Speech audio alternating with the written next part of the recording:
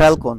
কাতারের ফ্যালকন হচ্ছে কাতারের প্রাইড, পিস এবং সৌন্দর্যের প্রতীক, যার জন্য কাতারের সব জায়গায় ফ্যালকন থাকে। আসসালামু আলাইকুম everyone, I am Naim Hasan with you again with my another blog. আজকে হুট করে এই ঢাকা থেকে দোহার উদ্দেশ্যে রওনা দিতে হলো একটি কাজে। খুবই টায়ার্ডিং ছিল, তাই গাড়িতে বসে এই ভিডিও বানাচ্ছিলাম, কি বলবো ভাবতেছিলাম। এর মধ্যেই আমাদের হোটেল চলে আসলাম। হোটেল থেকে নামার সময় ভিডিও করতে ভুলে গেছি, তাই এন্ট্রেন্সটা আপনাদের সাথে শেয়ার করতেছি। এন্ট্রেন্সটা খুব ভাইবিং ছিল, খুব সুন্দর ছিল।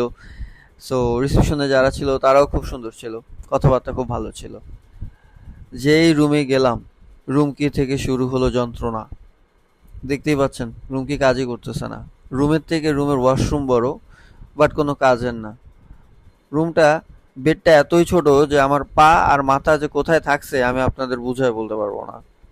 সকাল হলো, রেস্টের পর সকালে রেডি টেডি হয়ে বের হলাম, একটু ব্রেকফাস্ট করব, তারপর নামাজ পড়তে যাব। ব্রেকফাস্টটা একদমই বাজে ছিল, যার কারণে ভিডিও টিডিও করিনি, নামাজের টাইম কম ছিল। তো দৌড় দিয়ে নামাজে চলে আসলাম। নামাজটা শেষ করেই দৌড় দিলাম হোটেলের দিকে, কারণ আমাদের আজকে একটা প্ল্যান আছে যে আমরা একটু ড্রাইভে যাব। It's not a long drive, but it's a drive.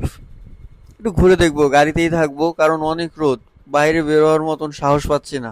নামাজ পড়ে হেঁটেই তো মনে হচ্ছে যে চেহারা চোরা সব পুড়ে কালো, জানি না, কিন্তু মনে হচ্ছে মনটা পুরো ছাই হয়ে গেছে, এত গরম। তো নিজেকে একটু শো অফ করতেছি, কি যেন বলতেছিলাম ভুলে গেছি, কিন্তু দেখতে ভালোই লাগতেছিল আমার নিজের কাছে নিজেকে।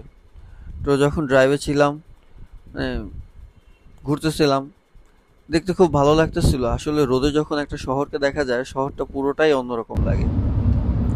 সো এটা হচ্ছে কর্নিশ এরিয়া। এখানে আমাদের ইচ্ছা ছিল যে আমরা একটু বোর্ডে উঠবো, ভাইবিং করবো, বাট মানে রোদ অ্যাগেইন ভালো লাগতেছিল না। এর মধ্যেই সব শেষ হলো, খাওয়া দাওয়া শেষ করলাম, রেডি হয়ে ঢাকায় আসার জন্য প্রস্তুত। Welcome back to Dhaka.